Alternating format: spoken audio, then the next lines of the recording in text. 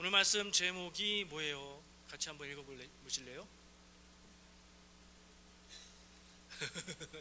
이게 뭐예요? 연력학 제1법칙. 법칙 그러니까 좀 무게감도 있는 것 같은데, 연력학 제1법칙이 뭔가 아시는 분들은 아실 거예요. 저는 사실 그쪽 분야를 공부한 건 아니에요. 그래서 잘 모르는 얘기예요. 근데 이게 떠올랐어요. 그래서 찾아보면서 공부하면서 내용을 확인했어요.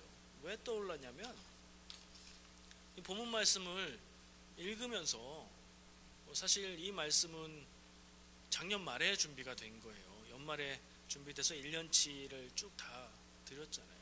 그때 본문 선정하면서 이 히브리서 본문을 정했어요. 본문을 정했고 내용도 구상하고 제목을 생각하는데, 읽으면서 이게 떠오른 거예요. 그냥 제가 이걸 잘 아는 것도 아닌데 왜 떠올랐나 싶을 정도로 잘 모르기도 하는데 연력학 제1법칙이 떠올랐어요. 아마 제가 예전에 감명 깊게 읽었던 어떤 책 때문에 그게 떠올랐던 것 같아요. 길지 않게 한번 짧게 생각을 해보려고 해요. 연력학 제1법칙이 뭐냐? 주보 표지면에 그림이 있어요.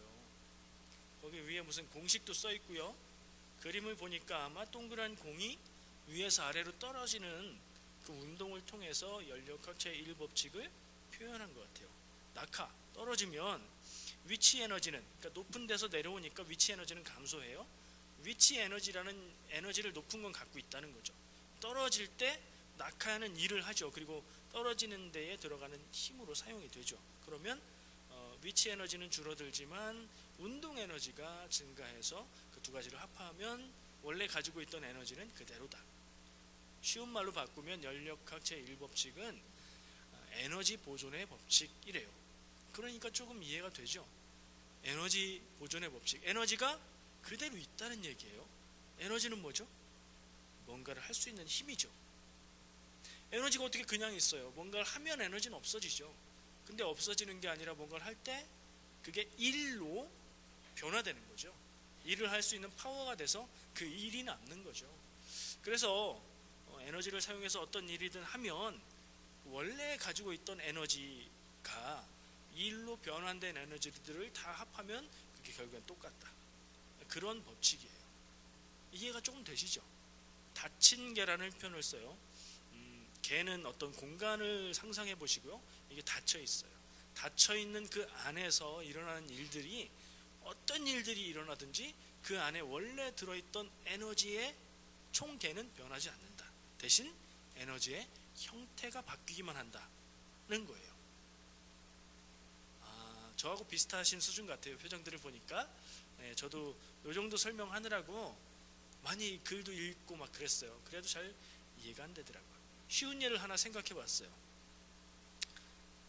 피크닉에 갔어요. 캠프파이어, 불을 태워요. 장작을 태웁니다. 장작 하나가, 나무가 가지고 있는 에너지가 있겠죠. 거기에 불이 붙어요. 불이 붙어서 타면 어떤 현상이 일어나죠? 그 에너지가 뭐로 변화돼요? 열이 나오죠. 불에서 열이 나오죠. 그리고 빛이 나오죠. 그리고 재가 남아요.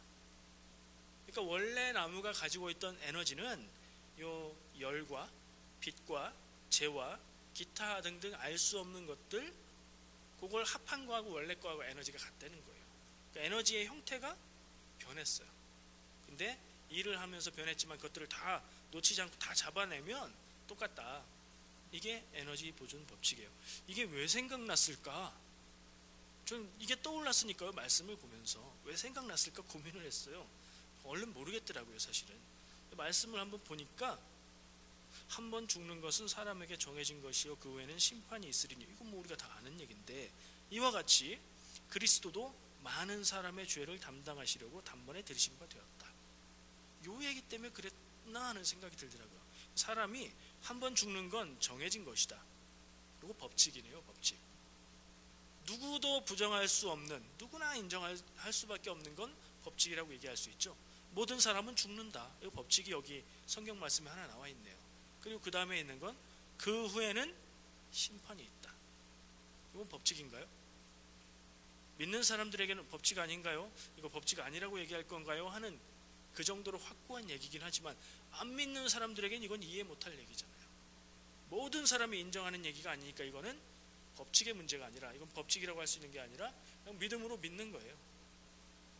모든 사람이 죽는 것, 이것은 법칙이라고 할 수 있고, 죽은 후에는 심판이 있다, 이 얘기는 믿는 사람들이 믿음으로 믿는 거예요. 그런데 그 다음에 나오는 얘기가 그리스도가 많은 사람의 죄를 담당하시려고 단번에 들으신 바 되었다. 예수님이 모든 사람들의 죄를 대신해서 자기가 제물이 되셨다는 얘기잖아요. 그 얘기를 이렇게 묵상하고 생각하다 보니까 그래서 이 얘기가 떠올랐나 보다. 아직도 감이 안 오세요? 등가 교환, 모든 사람의 죄, 모든 인류의 죄, 그것을 대신해서 대체할 수 있는 대가를 치를 수 있는 게 뭐가 있을까요? 모든 사람의 죄를 다 덮을 만큼 큰 보상이 될 만한 제물이 뭐가 있을까요? 예수님, 예수 그리스도, 그분의 죄 없는 생명의 희생이 모든 사람의 죄를 덮을 만큼의 제물이 될 수 있다. 이거는 예수님의 생명의 값이 모든 사람의 죄와 생명의 값보다 최소한 같든가 혹은 커야 가능한 얘기죠. 수학적으로 이 십자가 대속을 생각해 보면 그런 생각이 들었어요. 그러니까 저도 모르게 말씀을 읽고 묵상하면서 제가 금방 설명할 수는 없었지만 그런 게 떠올랐었나 봐요. 연력학 제1법칙이 에너지 보존의 법칙이라면 오해할 수 있어요. 에너지는 변하지 않는다, 에너지의 총량은 항상 같다, 에너지는 형태만 변하지 총계는 같다, 그러면 영구기간이 가능하다, 이런 얘기가 되기도 한대요. 영구기간은 에너지를 가지고 돌려서 거기서 에너지가 나오고 그걸 가지고 또 돌리고 멈추지 않는 기관에 대한 가설인데, 그건 사실 불가능하대요. 왜냐하면 이 연력학 제2법칙에서 그게 불가능하다는 게 얘기가 되는데, 연력학 제2법칙은 엔트로피 법칙이라고도 해요. 엔트로피가 뭐냐면 에너지의 무질서도, 이것도 어려운 말이네요. 그러니까 에너지가 사용하기 어려운 에너지가 엔트로피래요. 석유가 있어요. 석유를 정제해서 휘발유로 만들었어요. 휘발유는 너무나 사용하기 편한 연료죠. 에너지의 형태인데 그걸 사용하기가 너무 좋아요. 불만 붙이면 타니까, 열을 내니까, 그렇죠? 근데 그것을 태우면 거기에서 열 나와서 일로 바뀌고 여러 가지가 되고 다른 어떤 부산물들이 나오겠죠. 그러나 그것도 에너지일 수 있다는 거예요. 근데 그것을 에너지로 사용하기 위해선 이전보다 더 많은 에너지를 쏟아 넣어야 에너지를 쓸 수 있는 그런 형태로 바뀐다는 거죠. 그러니까 에너지를 쓰면 쓸수록 자연계에, 지구에 있는 모든 에너지를 사용하면 사용할수록 사용하기 어려운 에너지, 엔트로피가 늘어나서 밖에서의 개입이 없이 지구만 가지고 생각해 본다면 나중에는 어떻게 될까요? 이 지구의 역사는 망하는 거예요.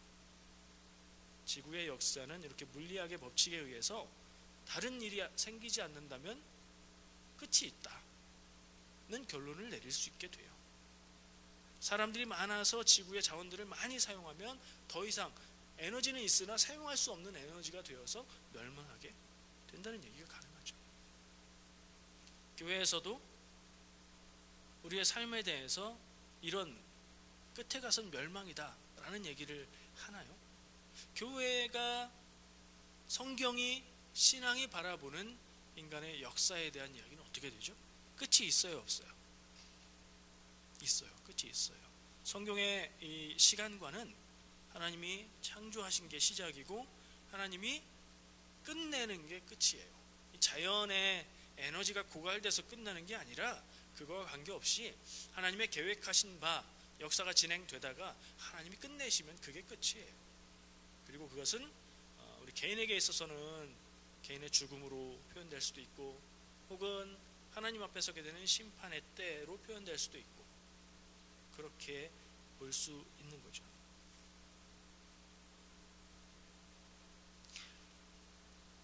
본문에서 아까 얘기한 대로 구할 수 있는, 누구나 인정할 수밖에 없는 법칙은 사람은 누구나 죽는다. 다 인정하죠. 그리고 그 후에는 심판이 있다. 이건 믿으면 의미 있는 얘기가 되는 거고 안 믿으면 의미 없는 얘기가 되는 거예요. 사실이 어떻든지에 관계없이. 관계없이요. 우리는 당연히 그렇게 믿어요. 우리의 생명이 끝난 이후에는 하나님이 우리의 삶을 평가하실 것이다. 그렇게 생각했을 때는 이 땅에서 살아가는 삶을 허투루 살 수가 없죠. 그게 우리가 최선을 다해서 살아야 하는 이유예요. 이 세상에서 살다가 어떻게 살든지 간에 생명이 끝나면 그냥 끝 이러면 나 편한 대로 살면 되지. 근데 그게 끝이 아니라는 거예요. 평가의 시간이 있다는 거예요. 그걸 기억하고 인식하고 있는 사람은 하나님을 두려워하고 하나님을 경외하는 삶을 사는 것이고 최선을 다해서 믿음의 삶을 살려고 노력하는 거죠. 그러나 사실이 그렇다 하더라도, 역사가 그렇게 진행될 거라고 하더라도 안 믿으면요. 그거 안 믿으면 사람이 다 죽지 인정해요.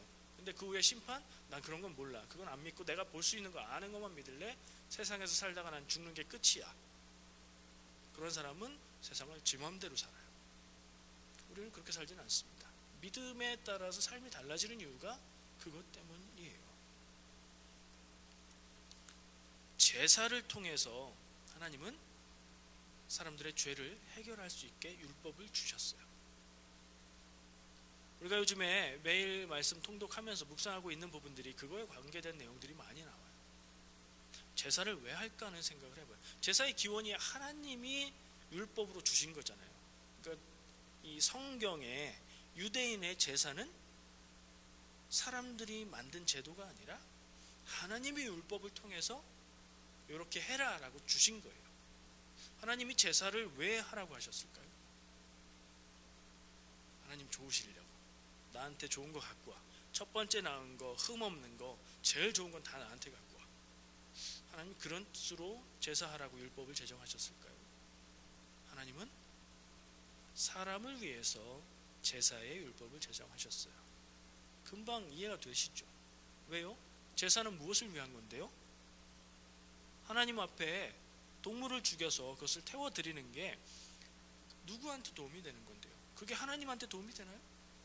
온 천지 만물을 다 지으시고 모든 존재의 주인 되시는 하나님한테 그걸 태워드리는 게 무슨 득이 돼요? 아니에요. 그걸 드리는 사람들을 위해서 주신 거예요. 사람들이 죄에 빠져 살아요. 노아 홍수 때 이미 경험했잖아요. 하나님이 창조해 놓으셨는데 그 사람들이 그냥 놔두니까 잘 살고 하나님을 바라보고 사는 게 아니라 죄만 가득한 삶을 살게 된다는 거예요. 이것도 저는 이 연력학 법칙, 엔트로피 법칙, 연력학 제2법칙에 따라서 비슷하게 해석을 해봤어요. 연력학 제2법칙의 적용은 가만 놔두면 집은 깨끗해지지 않는다예요. 금방 이해되시죠? 그냥 두면 빨래는 절대로 깨끗해지지 않고 씻지 않으면 사람은 더러워진다. 이게 연력학 제2법칙의 쉬운 적용이에요. 사람은 자기 마음대로 살게 놔두면 어떻게 돼요? 죄짓게 돼요. 죄에 빠져서 죄가 즐겁다고 살아가게 돼요. 그럼 결과가 어떻게 되죠? 죄의 삭은 뭐예요? 죄는 뭘로 치러야 돼요? 죄의 삭은 사망이에요. 그러니까 죄를 해결할 수 있는 건 생명이에요. 죄를 해결을 못하면 결국엔 그 죄의 부채 때문에 내가 죽는 거고요. 그 죄의 문제를 해결하는 방법은 생명을 갚는 거예요. 그 원리에서 제사의 원리가 나와요. 사람이 죄를 지었는데 왜 동물이 죽어야 돼요? 이 동물이 죽는 게 이 사람의 죄 지은 거하고 사실 무슨 관계가 있겠어요?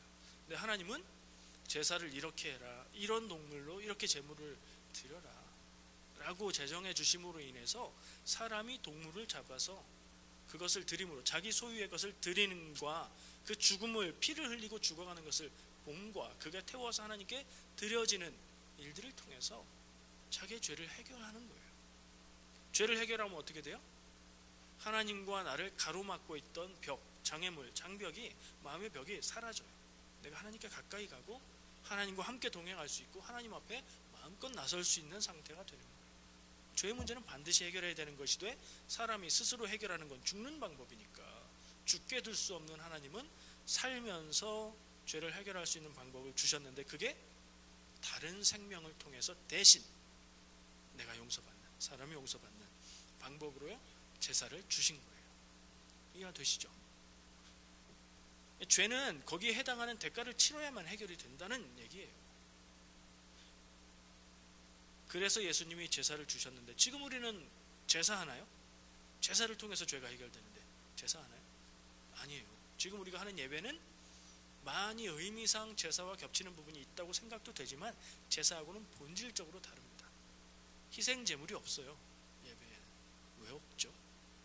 구약 시대는 하나님이 제물을 동물을 죽여서 바치는 것으로 죄가 용서된다. 그렇게 해라. 그러셨는데 신약 시대 이후의 교회는 희생 제물이 없어요. 여러분 하나님 앞에 드리는 헌금, 예물이 희생 제물이 아니에요. 거기에 무슨 생명이 들어 있어요? 아니잖아요. 하나님께 드리는 예물이에요. 하나님께 내 마음을 드리고 내 감사함을 드리는 거예요. 그럼 왜 그게 달라졌죠? 생명의 드림이 있어야 되는데 그게 필수인데 죄 해결을 위해서 우린 그러면 죄 해결이 없는 예배를 하고 있는 걸까요? 아니에요. 우리가 믿는 것, 예수님의 생명의 죽으심이, 십자가의 죽으심이 우리의 제물이에요.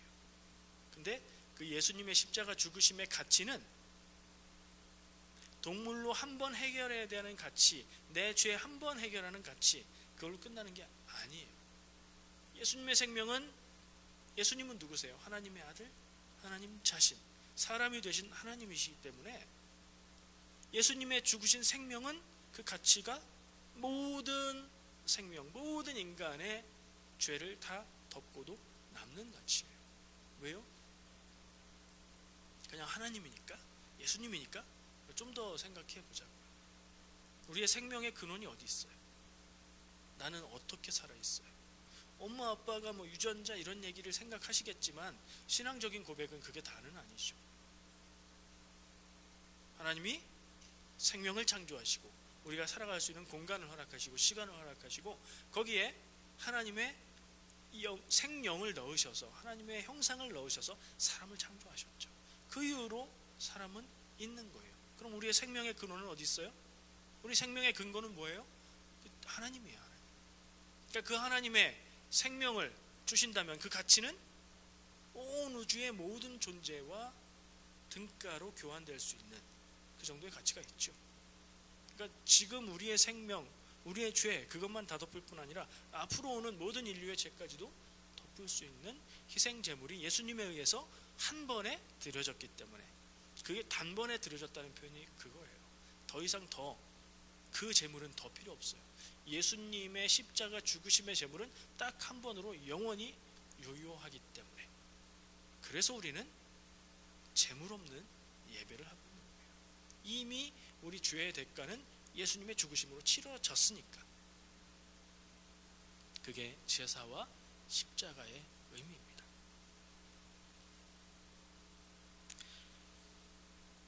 인간의 모든 죄를 다 갚으려면 사실 구약시대에 제물을 드리는 방법으로 했을 때 지상의 모든 동물을 다 죽여도 모자랄 것 같아요. 그런 의미에서 생각하면 정말 갚을 수 없는 은혜이기 때문에, 갚을 수 없는 가치, 대가를 하나님께서 예수님으로 치르셨기 때문에 우리는 그냥 공짜, 거저 믿는 것만으로 구원을 받게 되는 거죠. 제가 연력학 제1법칙이라는 저한테는 생소한 얘기를 꺼내면서 어쨌든 떠올랐으니까요. 과학의 법칙 얘기를 하면서 복음과 십자가를 얘기하죠. 과학적인 얘기를 하면서 슬쩍 묻어서 우리의 복음과 십자가도 굉장히 합리적이고 설명 가능하고 말이 되는 겁니다. 이런 얘기를 하려는 의도가 아니에요. 하나님은 자기 마음대로 이랬다가 저랬다가 하는 그런 변덕장이가 아니고요. 전지전능하신 하나님이라는 표현은 자기 마음대로 하는 하나님이라는 뜻이 아니에요. 하나님은 창조 행위를 하실 때에 존재만 창조하신 게 아니라 존재하는 법칙을 창조하셨어요. 우주의 운행의 원리를 창조하셨고 우리가 물리학이나 모든 과학으로 밝혀내고 있는 그 규칙들을 하나님이 창조하신 거예요. 하나님은 질서의 하나님, 원리 하나님, 규칙의 하나님이에요. 그래서 마음대로 하시지 않아요. 하나님의 법, 하나님의 규칙 위에서 세상은 돌아가고 믿는 이들은 구원받아요. 제가 이런 표현들을 통해서 얘기하고 싶은 것은 우리가 신앙적인 접근으로만 했을 때 잘 이해되지 않거나 너무 익숙해서 깊이 다가오지 않는 그런 얘기들을 과학의 지혜를 한번 빌려서 말씀을 또 다른 면으로 이해해 보려는 시도예요. 그런 면으로 받아들여 주시면 좋겠어요. 죄에 대해서 얘기를 더 하고 싶습니다. 죄는 무서운 거예요. 죄는 나쁜 거예요. 그러나 늘 우리 곁에 있고 우리가 늘 하고 있는 거예요. 나와 붙어 있는데 나쁘고 나를 죽이는 거다. 이렇게 생각하면 참 불편해요. 이런 질문이 떠올랐습니다. 전지전능한 하나님인데 어째서 모든 것을 하실 수 있는 하나님인데 어째서 죄지은 인간을 그냥 거저 용서하시지 않고 대가를 치러서 제사도 마찬가지고 예수님의 죽으심의 제물도 마찬가지고 대가를 치러야 용서받게 하셨을까요? 그게 용서인가 하는 생각도 들고 하나님이 왜 이렇게 어려운 방법을 하실까 하는 그런 의문도 들었어요. 어떻게 생각하십니까? 저는 제가 이해할 수 있는 방법으로 한번 생각해 봤어요. 가정을 이루고 자녀를 낳습니다. 자녀가 자라나면 의식이 생기고 고집도 부려요. 잘못할 때도 있어요. 근데 그 자녀를 부모로서 용서할 수 없을 때가 있어요. 용서할 수 있는 건 뭐죠? 잘못했는데 용서할 수 있는 건 뭐예요? 그 잘못의 크기가 클 때, 금전적인 피해가 클 때, 그게 아니라 그 잘못이 실수였을 땐 용서할 수 있죠. 일부러 그런 게 아니고 모르고 그랬고 부모로서 더 책임져야 되는데 그걸 책임 못 졌을 때 나는 일들에 대해서는 잘못이지만 실수기 때문에 그건 용서가 돼요. 근데 용서할 수 없는 잘못이 있어요. 그 결과가 크건 작건 용서하면 안 되는 잘못이 있어요. 뭐죠? 죄예요. 죄. 하면 안 되는 것, 잘못된 것, 나쁜 것을 알고도 하는 것. 여러분들이 부모예요. 내 자녀가 이게 나쁜 걸 알고 있는데 그걸 범했어요. 그럼 그걸 너 내 사랑하는 자녀니까 용서해 줄게. 그리고 거저 용서할 수 있으시겠어요? 정말 사랑하는 부모라면 절대로 거저 용서하지 않죠. 대가를 치르게 하는 게 사랑일 거예요. 왜요? 거저 용서하면 그 아이는 그냥 용서해 주는구나, 이거 해도 되는 거구나, 평생 그렇게 살아갈 거기 때문이죠. 근데 대가를 치르게 하면요, 뭐든지 될 수 있죠. 어떤 방법으로든 대가를 치르게 한다면 이것은 범했을 때 내가 대가를 치러야 되는 잘못된 일이구나 하고 몸으로 기억하게 되겠죠. 그러니 자녀를 사랑하는 부모가 죄 지은 자녀를 거저 용서할 수 있을까요? 사람이 지은 죄를, 우리가 가지고 살아가는 죄를 하나님이 만약에 그냥 아무런 대가 없이 거저 용서하신다면 우리는 마음대로 살겠죠. 하나님이 나를 사랑하셔, 하나님의 사랑 안에, 하나님의 은혜 안에 있는 나는 아무렇게나 살아도 하나님 앞에 회개만 하면 다 해결돼. 하나님은 사랑의 용서의 하나님이시니까. 그렇지 않다는 얘기. 죄는 결코 그렇지 않다는 얘기예요. 공짜가 아니라는 거예요.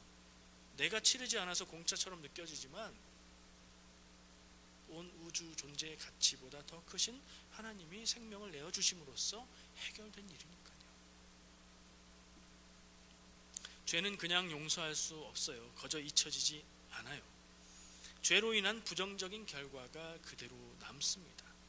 자신의 삶에도 남고요, 다른 사람의 삶에도 평생 가는 상처로 남아요. 그래서 죄는 책임을 져야 합니다. 용서라는 게 용서받으면 끝이 아니라 용서받더라도 그 대가 그리고 책임은 져야 하는 게 죄의 속성이에요. 죄는 남아요. 기억에 남습니다. 그리고 내 습관, 내 삶의 태도에 흔적을 남겨요. 그래서 영혼을 더럽혀서 오염시킵니다. 그래서 죄가 무서워요. 성경 말씀을 보면 율법으로 죄에 대해서 이야기하면서 부정하다, 정결하다 이런 표현을 써요. 무슨 뜻이죠? 부정하다, 한자잖아요. 안일부에 깨끗할 정이잖아요. 깨끗하지 않다, 우리말로 바꾸면 뭐예요? 더럽다. 정결하다, 그건 깨끗하다는 얘기죠. 사람이 씻지 않아서 더럽다는 얘기를 하는 걸까요? 하나님 앞에 부정하니 물로 씻고 하루를 기다렸다가 저녁 때 제사장에게 보여줘라, 뭐 이런 얘기들이 더러우니까 씻고 나와라, 그게 정결한 거다, 이 얘기가 아니죠. 율법이 말하고 있는 부정함, 정결함은 죄의 문제예요. 영혼이 오염돼서 더러워지면 부정한 것이고 하나님에게서 멀어지는 것이고 죽음으로 향해 달려가는 것이고, 그것을 씻고 정결해지면 하나님을 향해 가는 거고 영적으로 깨끗해지는 거예요. 안 씻어서 더럽고 병에 걸려서 더럽다는 게 아니라 죄로 오염돼서 더럽다. 그래서 그것을 깨끗하게 하라는 말씀을 또 그 깨끗하게 하는 방법들을 하나님이 율법으로 정해서 알려주시죠. 우리는 우리의 죄의 대가는 예수님의 생명값으로 인해서 치러졌어요. 우리의 깨끗함의 근거는 거기에 있어요. 우리가 그걸 기억하고 그 근거를 들어서 하나님 앞에 회개하고 기도할 때에 우리의 죄가 해결되는 거예요.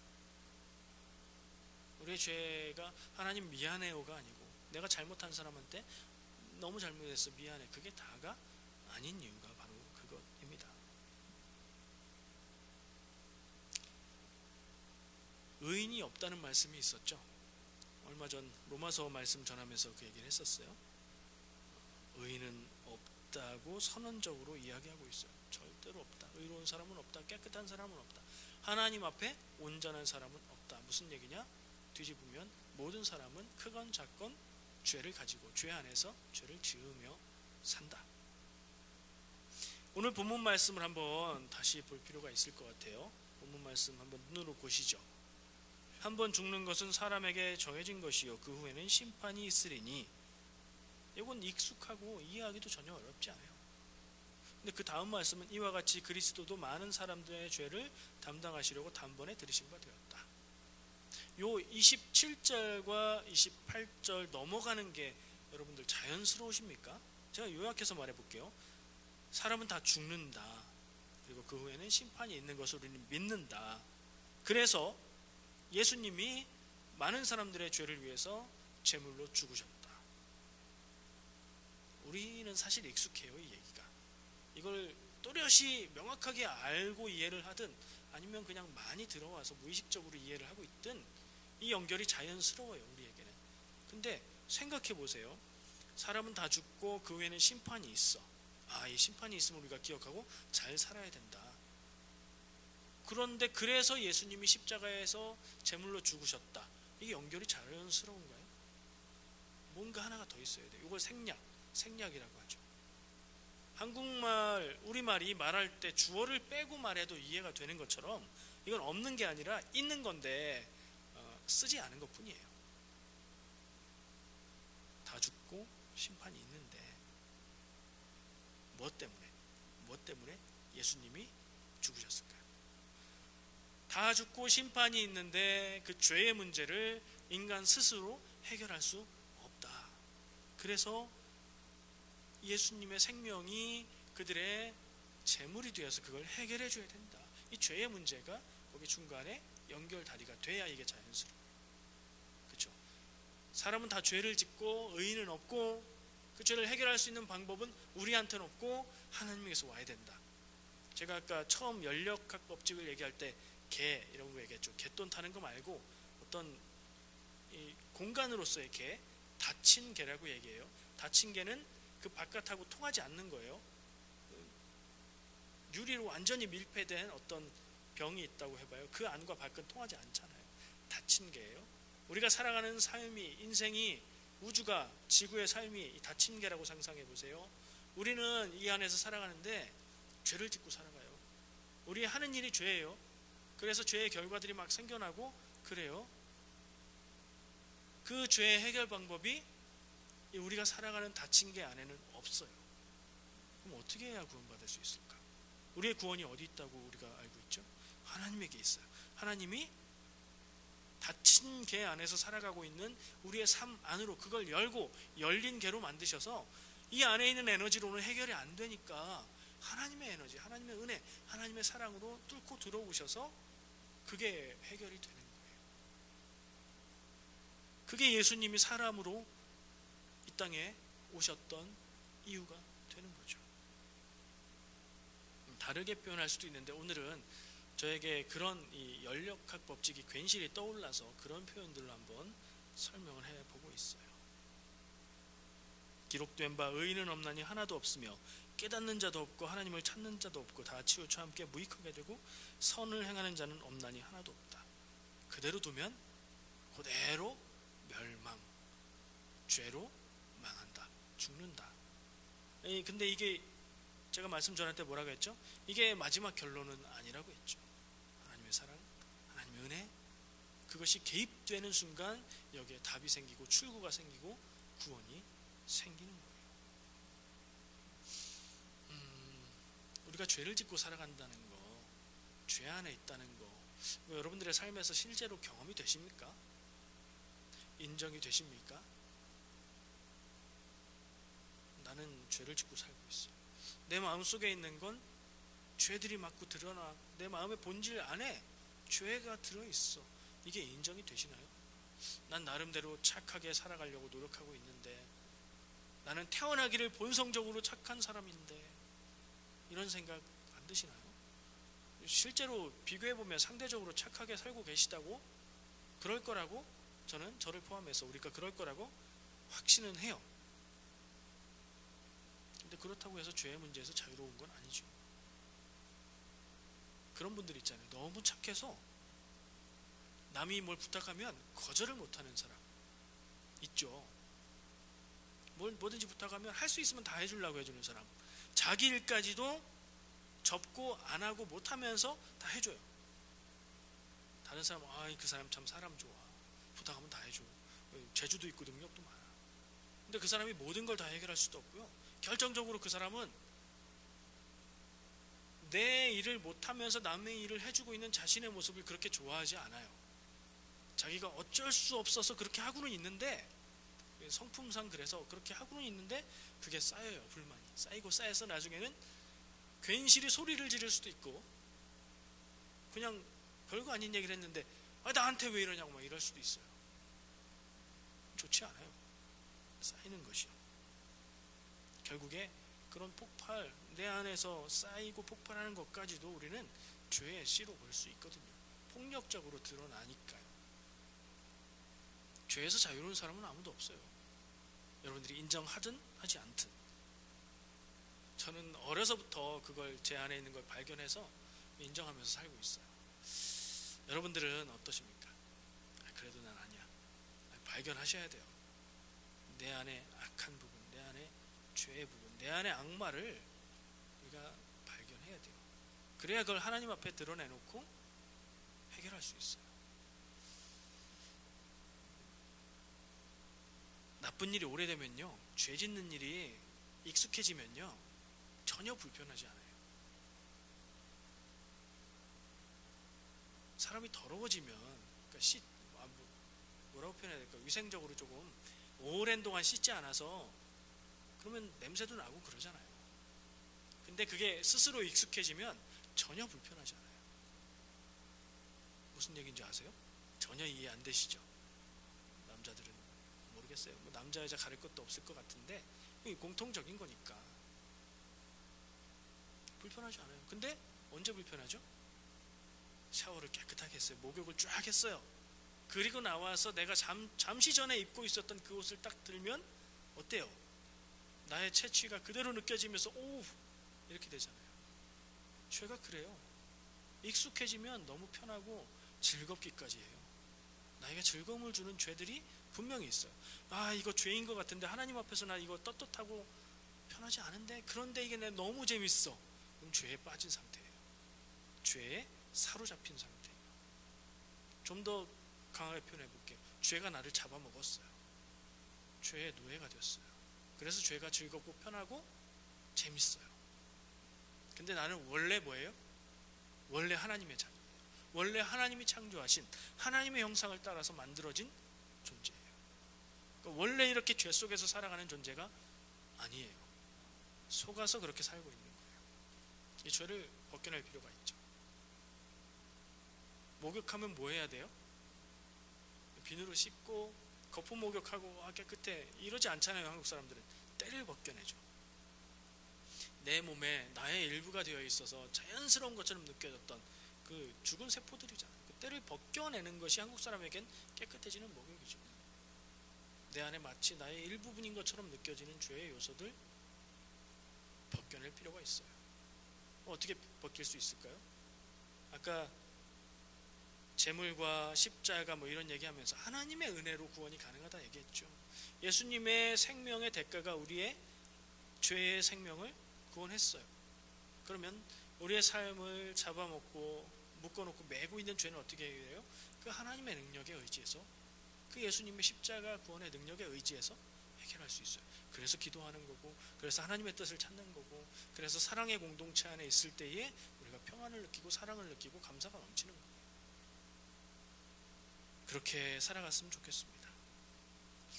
오늘 말씀이 3월 들어서 첫 번째 말씀이죠. 우리가 나눠드린 책자 좀 관심 있게 꼼꼼히 보세요. 내용이 많지는 않지만 중요한 것들이 많이 담겨 있어요. 설교 계획을 짜면서 3월 달의 주제를 뭐로 잡았을까요? 한번 보셨어요? 기억나세요? 3월의 주제는 성공입니다. 성공. 여러 가지 성공을 얘기할 수 있는데 오늘 이 말씀을 통해서 저는 얘기하고 싶은 게 하나님의 성공을 선언하고 싶습니다. 하나님이 성공하셨다. 하나님은 전능이니까 실패가 없는 분이시니까 당연히 성공이겠다. 그런 생각을 할 수 있지만 뒤집어서 생각해 보면 얘기가 좀 달라요. 오늘 우리가 나눈 얘기들이 성공적인 어떤 긍정적인 좋은 그런 얘기인가요? 좀 암울하고 어두울 수도 있는 얘기예요. 어떻게 생각하면 인간의 편에서만 보면, 하나님의 개입 이전의 결론을 가지고 생각해 보면 인간으로서는 실패의 이야기예요. 2월달 주제가 실패였어요. 인간으로서는 실패할 수밖에 없는데 하나님으로서는 성공하시는 이야기의 시작을 3월달에 해보려고 해요. 죄로 죽을 수밖에 없는 인간을 구원하시는데 이미 성공하신 하나님의 이야기, 거기에 대한 믿음이 여러분들에게 든든하게 있으시기를 축복합니다. 제가 자주 하는 얘기 있죠. 사람은 할 수 없는데 하나님은 하실 수 있다. 이 사실을 믿으십니까? 여러분들 안에 이것에 대한 확실한 믿음이 있어야 합니다.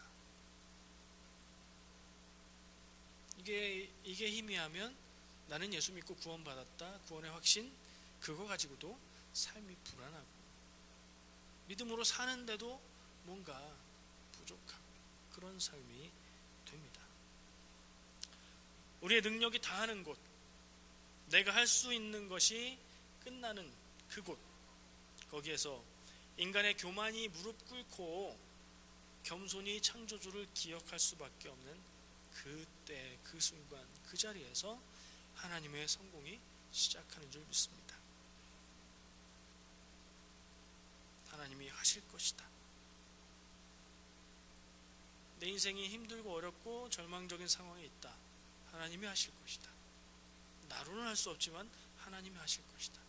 이것을 스스로 되뇌이시면서 이 믿음을 가지고 견뎌내시고 승리하시기를 축복합니다. 기도하겠습니다. 사랑의 하나님, 감사합니다. 오늘 주신 말씀 기억합니다. 하나님의 성공, 하나님의 승리가 우리 안에 살아있기를 원합니다. 우리 안에 늘 기억되기 원합니다. 나의 부족함, 나의 연약함, 내 능력의 한계에서 구원을 찾지 않게 하시고 하나님의 온전하신 사랑의 구원 안에서 우리가 답을 찾을 수 있는 삶을 살아가게 하여 주시옵소서. 예수님의 이름으로 기도합니다.